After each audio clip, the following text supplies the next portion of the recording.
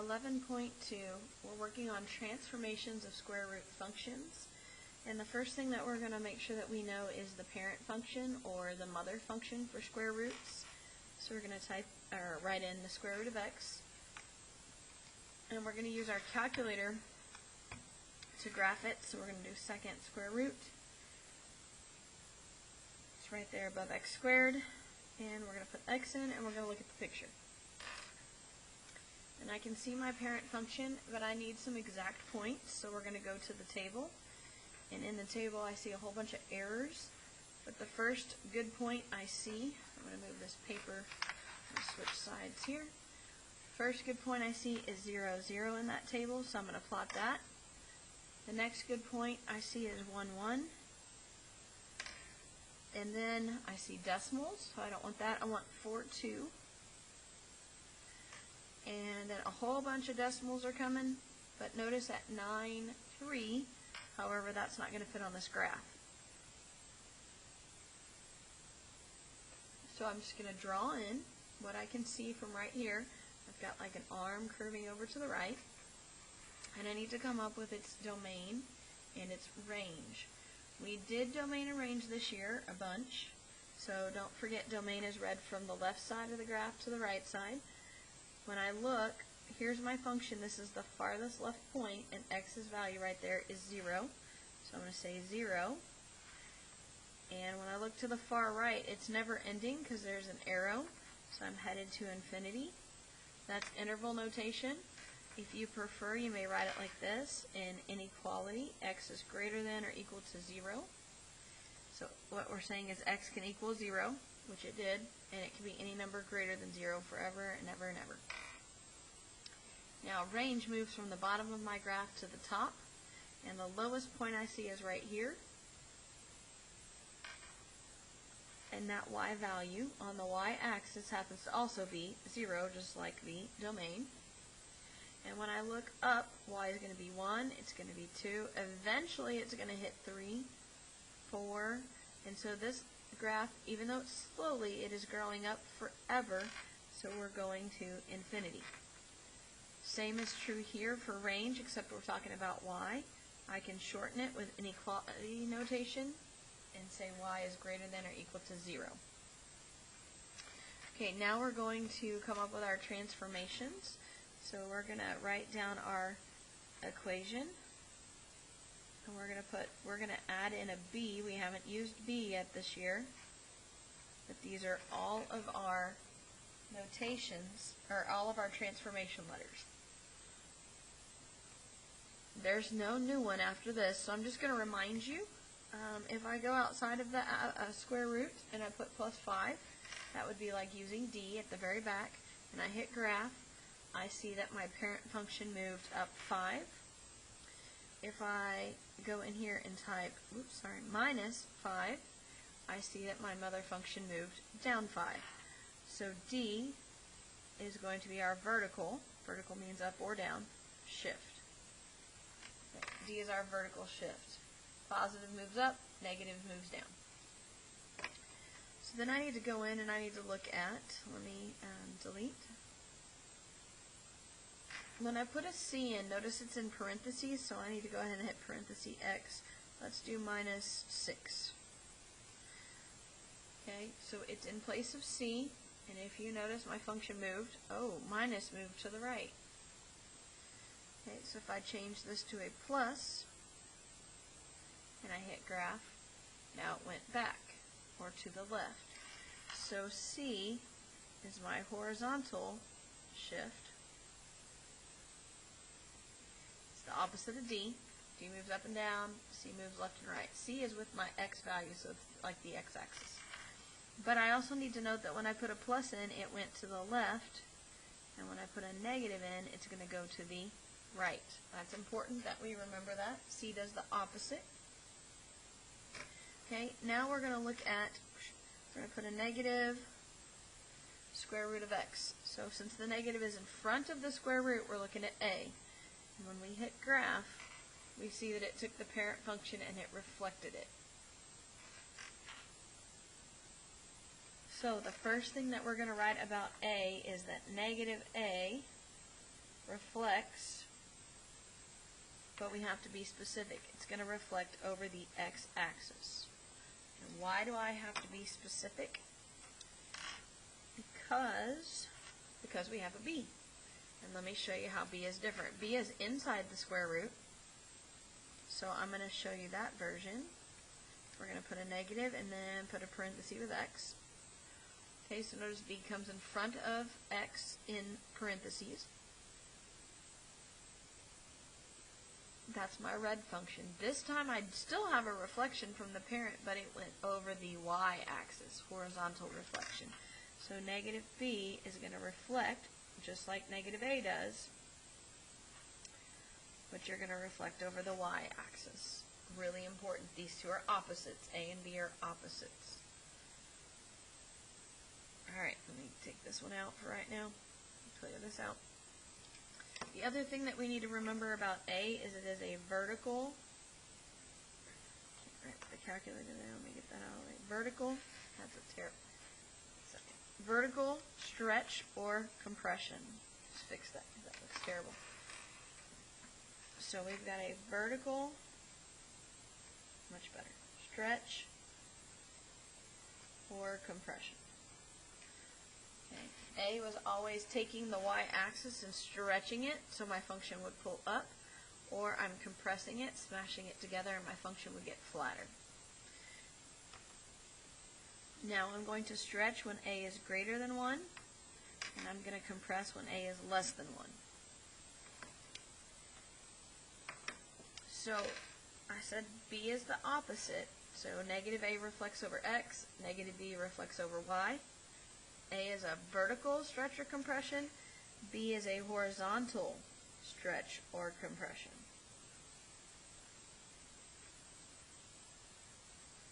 Okay?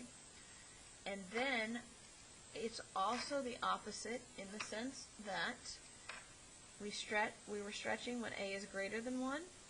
We're going to stretch when b is less than 1. These are opposites as well. So I was compressing when a was less than 1. I'm going to compress when b is greater than 1. That seems off. It is literally the opposite of a, everything. Now I'm going to write this word. This is really important for b. Reciprocal. We've talked about it in class, and we're going to see that today. That b, you have to take the reciprocal of. Nothing else is a reciprocal. Not a, not c, not d, just the b. Okay, we're going to actually come up with the transformations and the domain and range of these graphs. So negative 2 is a, and 4 is d. I know that because negative 2 is in front of the square root where a is, plus 4 is all the way at the back and not underneath. So when I look at a, I see negative a reflects over x, and 2, remember negative reflected, so 2 is greater than 1, so I've got a vertical stretch by 2, plus 4 is d, vertical shift, so I'm going to go up 4. And I'm going to type this into my calculator because I need to come up with the domain and the range. Make sure that you write arrow over so that that plus 4 is not underneath. Alright, I'm going to come up with the domain and the range of this graph. Now this is really important. Not always can I tell what this point is at. It's very difficult to see. So I'm going to go to the table first. And I'm going to say, oh, there's where error is. So my very first point after error, that's 0, 4. That's going to help me with my domain and range. X 0, y 4. So when I go back to my graph, I look from the left, there's my farthest left point, what would that x value be? Well, this ordered pair says it's 0. So my domain starts at 0, and it's going to head forever to infinity. Or I can say x is greater than or equal to 0. Now my range, be careful, range comes from the bottom of the graph to the top. And as I look down, I can't find the bottom. It's coming down forever. So I would say my range starts at negative infinity. There is no bottom. and it's going to stop up here. I don't know what that y value is. It's really hard to see. But this ordered pair, the y value is 4. So that's where I'm stopping. My function moved up 4. The first point is 0, 4 for y. That's my range. Now, I'm going to say that y can start at 4. It's equal, or it is less than. It goes below 0. So that is the first equation, domain and range. Second equation, we're going to identify A is 4, C is -3, and D is -1. That is C because it comes after X. Notice B is in front of, and we don't have a B. 4 is greater than 1, so we've got a vertical stretch again, this time by 4. We're going to move to the right 3. How do I know that? Because C, if you have a negative, we're moving to the right. And then -1 for D, we're going down 1. So we're going to type that in. Now notice that I'm going to use parentheses. You should have parentheses here. If you don't, put them in. I have updated notes, but some have it without. Notice that my -1 is not under the square root, so I'm going to go ahead and hit graph.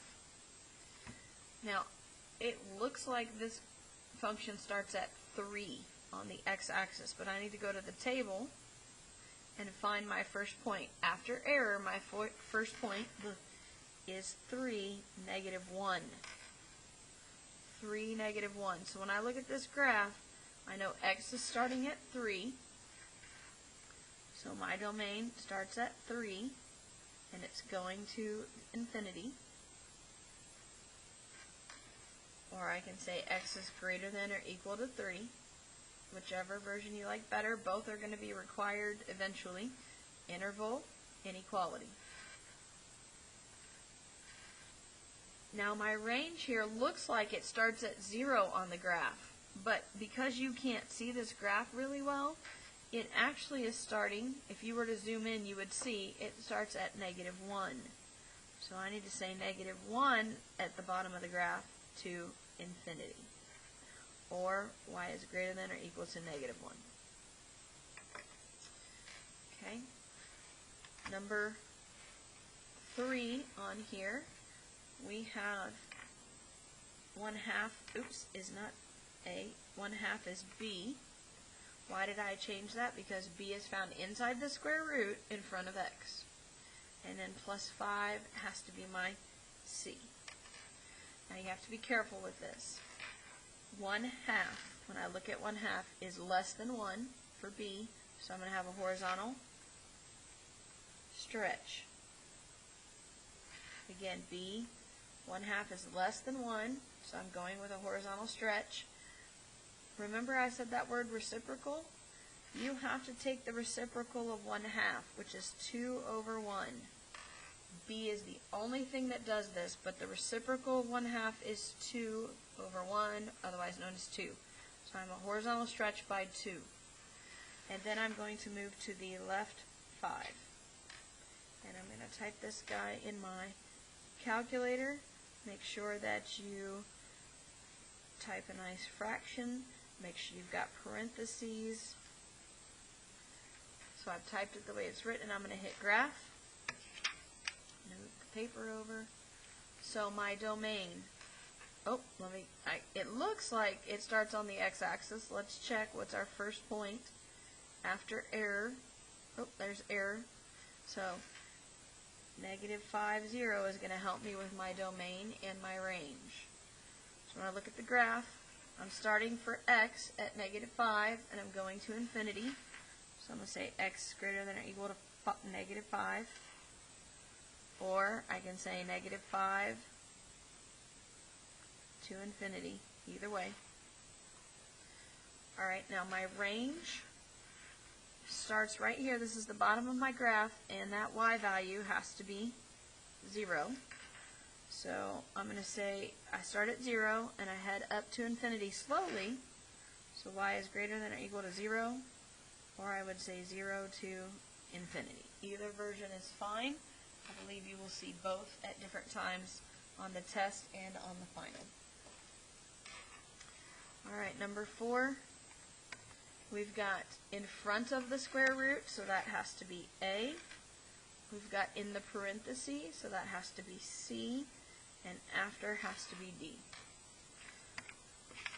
Because this is A, negative A reflects over X, so reflect over X. We're going to move to the right 2, and we're going to move up 7. So I'm going to make sure in your calculator you type negative, and you need a parenthesis, and you're going to hit minus 2 plus 7. The beginning is a negative, the middle is a minus. 7 shouldn't be under there. I'm going to hit graph. Oh, this one's going to be different. But I need my starting point. So error, error, error, error, error. There it is. My starting point is 2, 7. Hopefully you recognize you moved right 2 up 7. That's your starting point. So when I look at the graph for my domain, left value is right here, and that tells me I'm starting at, for x, 2. 2, and I'm going forever to the right, so that's infinity. X is greater than or equal to 2. Sorry, can't see that. So we're going with range. Range is tricky. Remember, range moves from the bottom to the top. So as I come down with this function, I can't find the bottom. So I'm coming from negative infinity. This is important that I start there. Bottom, negative infinity. I have no idea what that number is. The top is right here. I can see it. This tells me that the top for y is 7. Because I moved up 7, that's my starting point. Or I would say y is equal to 7 or less than, because I went below 7. Okay? Alright, number 5. At the front, it's got to be A, inside is C, and at the back is D. 1/3 is less than 1. So I've got a vertical compression by 1/3.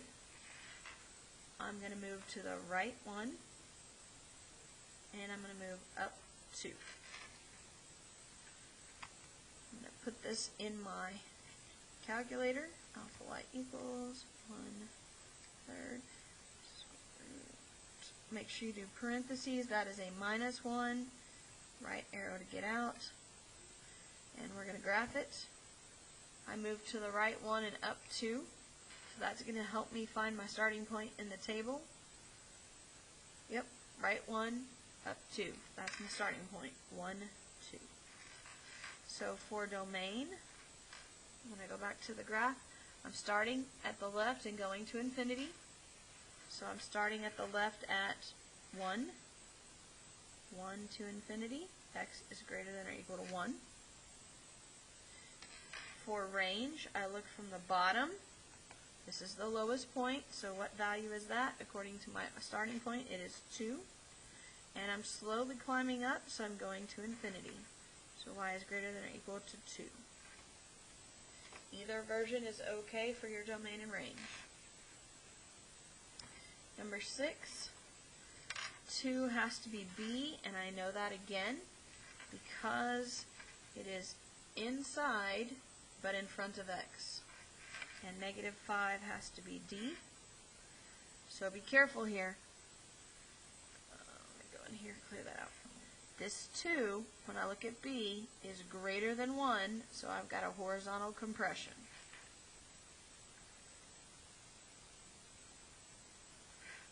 This 2 right here is greater than 1, so it's a horizontal compression. But don't forget, we have to take the reciprocal. The reciprocal of 2 is 1/2. And then I'm going to move down 5. So I'm going to type this guy in, and I'm going to look at the picture. And notice that I can tell it moved down 5, but I need to double check in the table what my starting point is. Error, 0, negative 5. That's my starting point. So for X, here's my starting point. It's at 0, like I see, and it's going to go to infinity. So 0 to infinity, or x is greater than or equal to 0. For my range, the bottom of the graph happens to be -5, and I'm moving up forever. So I'm going from -5 to infinity, or y is greater than or equal to -5. Only 2 more of these to do. We are going to do number 7. That negative is inside, so it's got to be b. -1 is d. Be careful here. Your negative is for b, so when I look at negative b, I'm going to reflect over the y-axis. So this is reflect over the y-axis, and I should be moving down 1. This one is going to get really interesting. So, a second, square root negative x minus 1.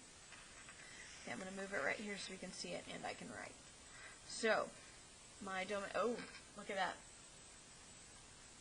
First, before I worry about anything, let's find our starting point. You see all my errors are down below, so the first point that I can start at is 0, -1. That's what I need to worry about. There's error. It's below it this time, so I look above. Now, go back to the graph. My domain comes from the left, and it moves to the right. I can't find a left starting point because this is going to go on forever and ever and ever. So my domain is coming from -infinity, because it's way out there. I'm never going to find it. It stops right here, and that x value is right there. It's also on the graph at 0. So x would have to be less than or equal to 0 this time. Okay, and my range, bottom, that's the lowest point, -1. And it goes up forever, even though slowly, so it goes to infinity. So I would say y is greater than or equal to -1. This one gets confusing, so make sure you remember that I'm coming from -infinity for x, for my domain. The last one, we've got A, C, and D. So this one was nice. They didn't give me a B at all. 3 is greater than 1, so I've got a vertical stretch by 3. I'm going to move to the left 5, and I'm going to move up 3.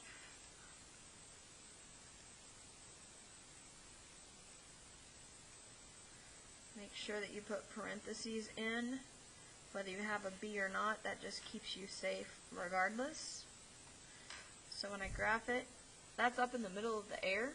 I don't even know what my starting point would be, so I'm going to go to the table. It should give me a hint. There's error, so I'm starting at -5, +3. So my domain, when I look at my graph, starts at -5. There's my starting point. And it goes to infinity. Or x is greater than, that's not infinity. X is greater than or equal to -5. I don't know what that is. Let me fix that. There we go.